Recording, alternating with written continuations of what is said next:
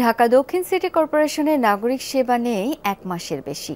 অচল নগর ভবন, দুর্ভোগে নাগরিকদের অনেকে। এর মধ্যেই নিজ থেকে মেয়রের দায়িত্ব পালন করছেন বিএনপি নেতা ইশরাক হোসেন। তার দাবি, আইনি বাধ্যবাধকতা মেনে তিনি অফিসিয়ালি নিজেকে মেয়র ঘোষণা করেননি, তবে তার পরামর্শেই চলবে নগর ভবন। প্রাণ সসের মাখামাখি টেস্ট নুডলসকে করে তোলে আরো ইয়ামি আরো জোস। প্রাণ সসের গেল ১ মাস ধরে নগর ভবনে এসে সেবা না পেয়ে ফিরে যাচ্ছেন মনির হোসেন। দক্ষিণ সিটি কর্পোরেশনের অধীনে থাকা ফুলবাড়িয়া সুপারমার্কেটে ৩টি দোকান আছে তার। সেই দোকানের ভাড়া নির্ধারিত সময়ে না দিতে পারায় জরিমানা হচ্ছে এই দোকানের।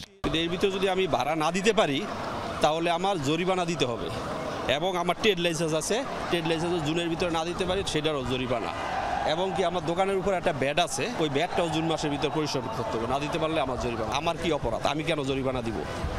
এটার দায় কে নিব? এটা যারা আন্দোলন করে তারা নিবে না সরকার নিবে? সেবা না পেয়ে প্রতিদিন অসংখ্য মানুষ বিরক্ত হয়ে ফিরে যাচ্ছেন। দুর্ভোগের কথা গণমাধ্যমে বললে ইশরাক হোসেনের কর্মী সমর্থকদের রোষে পড়ছেন ভয়ে কেউ কেউ কথাই বলছেন না। এ যেন রাজায় রাজায় যুদ্ধ হয়, উলুখাগড়ার প্রাণ যায়। তাই সাধারণ মানুষের প্রশ্ন, নগর ভবনের ক্ষমতার যুদ্ধে নাগরিকরা আর কতদিন থাকবেন সেবা বঞ্চিত? গেল কয়েকদিন কর্পোরেশনের কর্মকর্তা কর্মচারীদের সাথে মতবিনিময় সভায় মেয়র হিসেবেই উপস্থিত হচ্ছেন ইশরাক হোসেন। সত্যি কি তিনি মেয়র? শপথ গ্রহণ অনুষ্ঠান না হওয়া পর্যন্ত অফিসিয়ালি আমি মেয়রের দায়িত্ব নিতে পারছি না। সেটি হলো আমাদের অফিসিয়াল স্ট্যান্ড। যে আইন রয়েছে ২০০৯ সালে গৃহীত এবং ২০১০ সালে তার বিধিমালা গৃহীত হয়, সেই অনুযায়ী অবশ্যই শপথ গ্রহণ অনুষ্ঠানটি আয়োজন করতে হবে। বিশ্বাস করেন, যদি ওটা না থাকতো আমি এতদিন মেয়রের পদবি নিয়ে বসে হতাম। তার দাবি, ওয়ার্ড সচিবদের মাধ্যমে জরুরি সেবা দেয়া হচ্ছে, তাই নগর ভবনে এমন তালা থাকলেও দুর্ভোগ হচ্ছে না সাধারণের। ডেঙ্গু চিকুনগুনিয়ার জন্য বর্তমানে নাগরিক সচেতনতা বৃদ্ধির জন্য প্রতিটি ওয়ার্ডে কমিটি গঠন করে দেওয়া হয়েছে।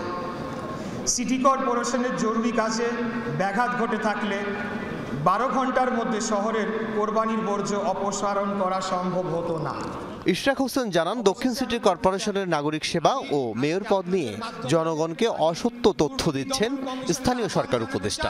তার পদত্যাগ দাবি করেন এই বিএনপি নেতা। এখানে যতদিন এই আসিফ মাহমুদ সজীব ভুইয়া অফিস করেছে, কি কি দুর্নীতি করে গিয়েছে তার সমস্ত কিছু আপনারা তদন্ত করুন। আল আমিনা কহন, যমুনা নিউজ, ঢাকা।